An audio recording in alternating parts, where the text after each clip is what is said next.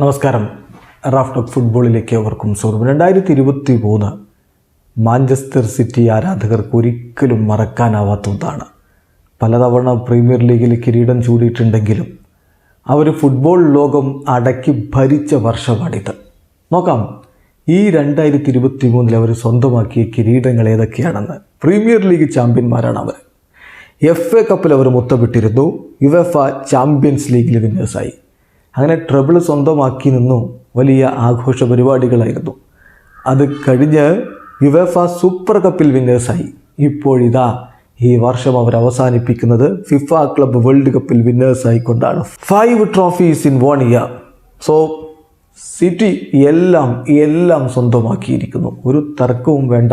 ഇപ്പോൾ ഫുട്ബോൾ ലോകത്തിൻ്റെ നെറുകയിൽ തന്നെയാണ് പെപ് ഗാർഡിയോളയുടെ മാഞ്ചസ്റ്റർ സിറ്റി ഉള്ളത്.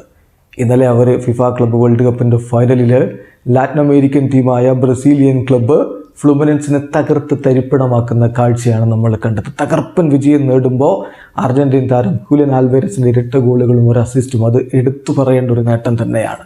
അങ്ങനെ എല്ലാം സ്വന്തമാക്കിക്കൊണ്ട് സിറ്റി കുതിക്കുന്നു. വീഡിയോ അവസാനിക്കുന്നു. ഫുട്ബോൾ ലോകത്തെ കൂടുതൽ വിശേഷങ്ങളുമായി റാഫ് ടോക്സ് വീണ്ടും എത്താം.